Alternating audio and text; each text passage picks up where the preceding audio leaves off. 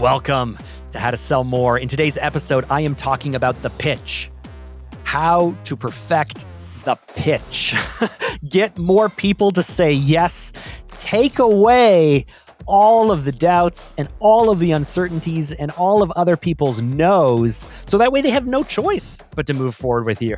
And I'm going to share a personal story about how why I thought of this for this episode. We're going to get into all that and a whole lot more. I am Mark Drager. Let's get into it. So in a recent episode of the podcast, when I was talking about the Beatles, I mentioned this line: never underestimate what it takes to sell. And I heard that in a mastermind group I was a part of, and I'm not sure who said it originally, but never underestimate what it actually takes to sell. Sell something, sell someone, on a concept, on an idea, because as soon as you start to sell someone on it, and I'm not trying to get into the weeds here about like never be selling, or I'm not even talking about that.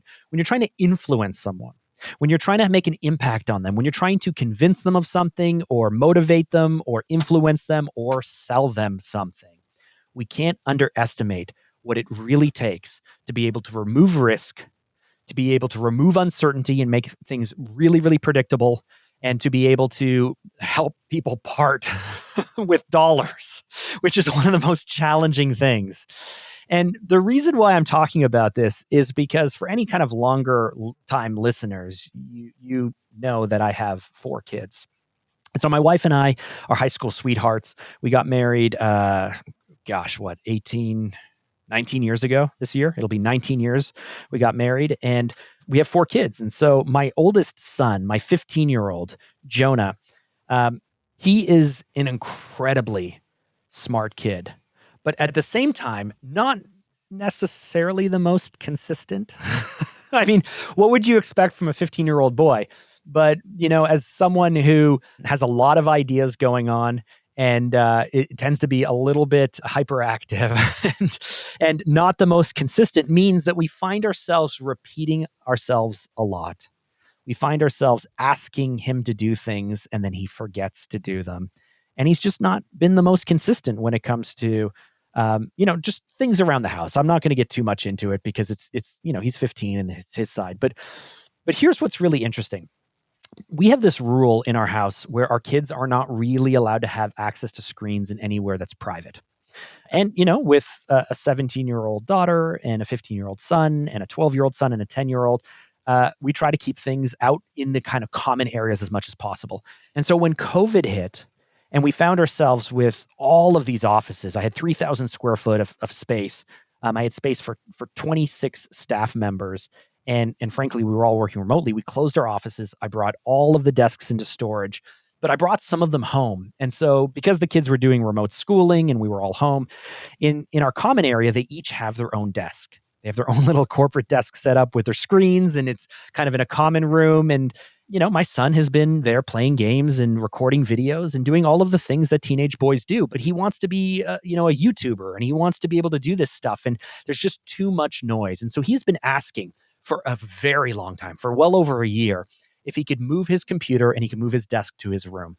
And frankly, he would start to lose control. I mean, for a kid who does not tend to go to bed on time, who tends to be very tired when we wake him up in the morning, who is kind of inconsistent with getting his chores done, like the last thing we want to do as parents is then say, sure, go ahead and have unlimited screen time in your room where you can't hear us, where you can't see us, and frankly, where we have no idea what's going on. I don't know about where you are from a parent point of view, but that's how we feel. And those are our values and those are our rules. But he has been asking for a very long time to have his computer and his desk down in his room so he can do recordings, so he can podcast, so he can do a bunch of creative things. And over Christmas, he said, I've been asking for a year. When can this happen? We said, well, I don't know, Jonah. Like, there's some things we're concerned with. We're concerned with, your food intake because he takes medication that keeps him very lean. We're concerned with your sleep because, again, he takes medication that makes him hard to fall asleep and he gets insomnia. We're concerned with, inappropriate content and privacy, a whole bunch of things. So we gave him the things we were concerned with. And we told him he needs to do better. And he came back a few days later and he said, better at what? And we said, well, we got really specific with what we felt he needed to do better at. And a month later, he comes back to us and he goes, I've been doing this for a month now. Can I go ahead and move my desk down? We're like, whoa, hold on. Sure, it's been a month. And yes, I have seen some ways that you've gotten better, but I don't think you've actually gotten better. And he was really upset. He felt that was unfair. Now, what does this have to do with selling more? What does this have to do with pitching? I'm going to get to that in a minute. But Jonah felt that it was unfair because he wasn't quite sure what he had to do. He felt that he was doing better, but we didn't think we were seeing that. And here's kind of the gap. And I tried to explain it to Jonah, like, listen, I don't need you to declare to me every time you take out the garbage. If you're taking out the garbage more consistently and I'm not asking you to take it out, frankly, I'm not going to know that you're doing it because great work goes unrewarded. Great work is silent. Great work doesn't need me to call them out all the time. But if I'm constantly having to say, go to bed and get off your screen and we need you to take the puppy out and why isn't the garbage done and the recycling done and have you vacuumed this and have you made your bed and all the stuff that we have to bug him with all the time. When we're bugging him all the time, we notice it. But if we're only bugging him for some things and not others, we're not going to notice it. And so he got really upset. We said, we don't think you can move your computer down. And he finally said, well, what do I have to do? I feel like I've been doing everything. And here's where it comes to the pitch. I said, Jonah, you can't just ask us for something. You need to take all of the no's away from me. You have to create such a compelling argument that I have no reason other than with being reasonable. I have no reason other than to say yes to you. So I want you to think about what you need to do. And the meeting, I made him set up a meeting with me and my wife, Jacqueline, his mother. And I said, okay, it was a Wednesday night. I said, on Friday, we will meet. But on Friday, I need you to come back to me with a proposal, with a pitch. One, if you say for the last month you've been getting better at all these things, what did you do? What were you doing? Like I didn't see you getting better, but you may have been.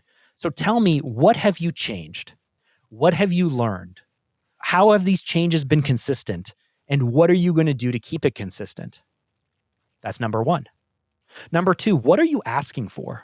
Like really, I know you want your computer downstairs, but what are you really asking for? Let's be specific with this. Are you asking for unlimited screen time? Are you asking for it just to be down there? And are you going to have friends down there? He has a girlfriend? What are you really asking for? And then beyond that, my wife and I are both concerned that he's just doing what he needs to do to get what he wants. And as soon as we give it to him, he's going to backslide and change. Because we've seen this behavior, in getting kids, right? Kids. But we've seen this behavior before. They'll do whatever they need to do to get what they want. And then afterwards, they're just going to forget about it. So I said, Jonah, I'm really concerned that this is the case. So I need you to tell me what you are going to do to overcome my concerns. 3 things, right? What have you done and what have you learned? And how are you going to stay consistent in it? What are you really asking for? And let's define what you're really asking for. And number 3, how are you going to address my concerns? And the reason why I realized this is such a great exercise is because it hit me that my son at 15 in high school and those in college, and frankly, when I entered the workforce, no one really teaches this stuff. When I first started working at an internet marketing franchise, I had a very good relationship with the CEO over time. But when I first got there, my department, which was me, the work I was expected to do was under-resourced. We did not have the equipment that I thought we had. We did not have the software that we needed to actually get it done. The previous staff member who I was replacing actually just brought in pirated software. They just did whatever they had to do to make it work. But when I got there, I was like, this is unacceptable. Like, I was a production department. Like, we were making videos and we're making stuff. And I go, we don't have microphones and we don't have cables and we don't have batteries and we don't have proper cameras and we don't have access to tape. On the post side, we don't have software. We don't have licensed music. This is in 2005, 2006. There was a lot of stuff we didn't have. So my manager said, okay, put together a list of everything you need. And I gave it to my manager. I didn't realize my manager was going to hand it to the CEO and say, we now need to buy $13,000 in gear.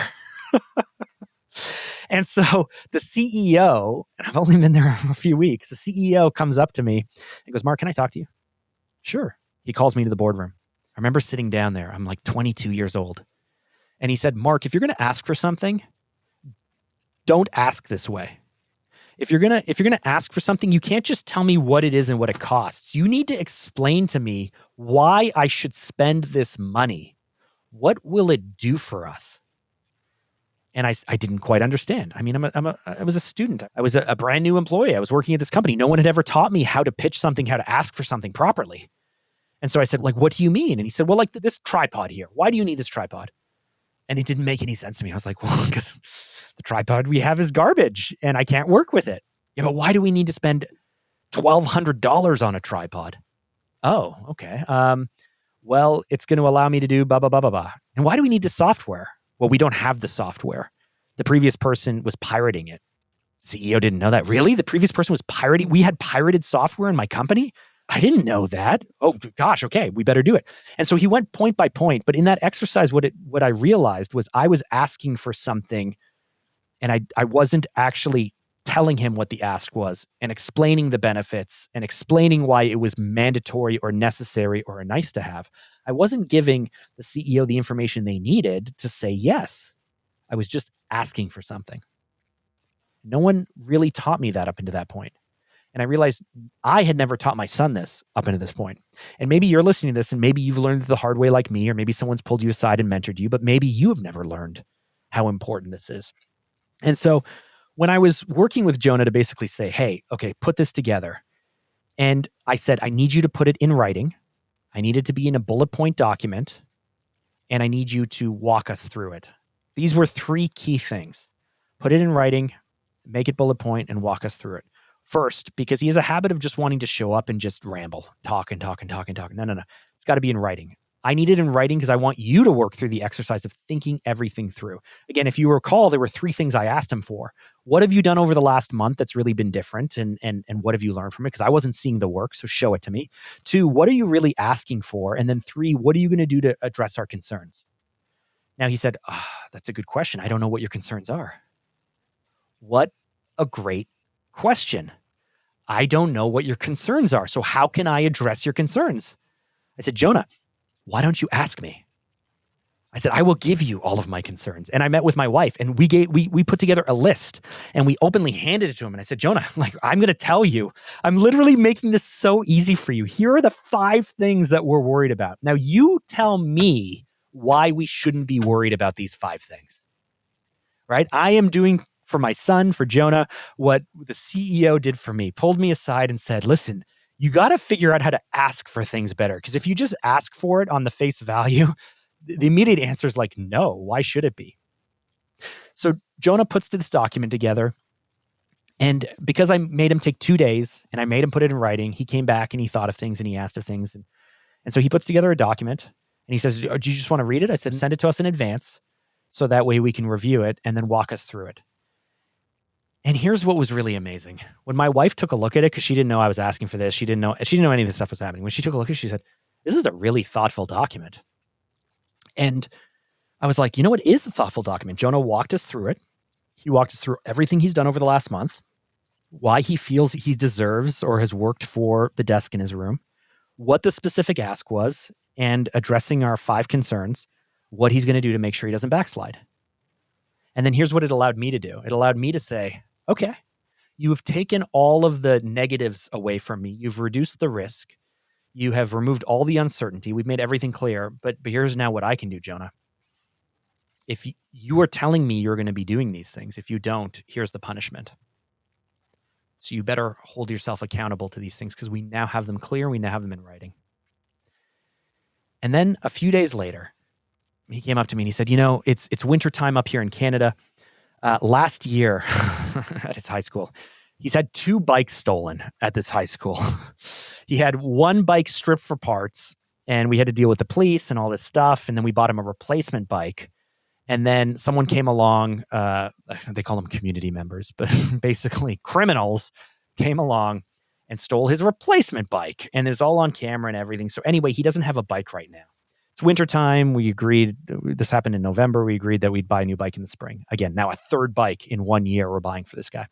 And Jonah loves his bike and he's really concerned with it. He takes care of his stuff. And so this is what's so amazing though. He goes, I'm thinking of pitching the principal. I said, you're thinking about pitching the principal? What are you talking about? He said, well, because my bikes have been stolen, the vice principal knows me. Out of the 1,400 or 1,500 students who go to the high school, the vice principal, I have a personal relationship with her and she knows me. And she knows that my bike has been stolen twice. And she knows I have to keep dealing with this. So one, I feel like I have a relationship with her. So I could probably approach her and say, hey, what can we do to make sure that my next bike doesn't get stolen? First. Second, I've thought that maybe I can keep it in a room with the teachers. And here's the rationale and reason why. And third, and he just goes on to this, and I could see that he took this structure of, again, thinking what has he done or what's happened or what's the backstory or what's the rationale, what is the specific ask. Now, if he can take it a step further to already do the like 2 or 3 possible solutions, which is what he's coming up with. Oh, I could keep it here with the student lounge, but here are some pros and cons. I could potentially do this over here, but here's some pros and cons. But he is already thinking in terms of, this is the backstory in the situation. Here is what I'm asking for. Here are the 2 or 3 possible solutions. Here's my recommendation for solution. And then I said, Jonah, you got to take away all the no's. You got to think through all of the reasons why they would say no to any of these suggestions, and you have to address them in advance. If you do that, any rational person has to say yes. And so this may not be the most tactical episode ever. And this may not be something that's like super, like you're going to just pick it up off the shelf. You can implement it right away. But I was amazed at this 2 or 3 weeks of working with my son, Jonah, and how quickly he picked up on it. And frankly, I know that this is going to serve him for a very long time, because if you can figure out how to approach people, how to pitch people, how to propose things, how to ask for things in a way that takes away a lot of uncertainty and a lot of risk, and frankly, the reasons that they might say no, well, you're just going to get a lot more of what you need and a lot more of what you want. And we all want that, don't we? So are you like me? Do you feel like there's a proper way to approach any given ask to be able to get what you want? If you have extra tips or strategies or things that I could be doing to get better at it, or even maybe teach my staff and teach my sons, let me know. Head over to LinkedIn. Give me a look up. My name is Mark Drager. I am the black and white photo with the blue background. Drop me a DM and pass along any of those little secret tips that you may use. And while you're over there, why not drop me a connection request as well? I would love to connect with you. And with that, we will wrap up this episode of the How to Sell More podcast. I am Mark Drager, and I will catch you in the next episode.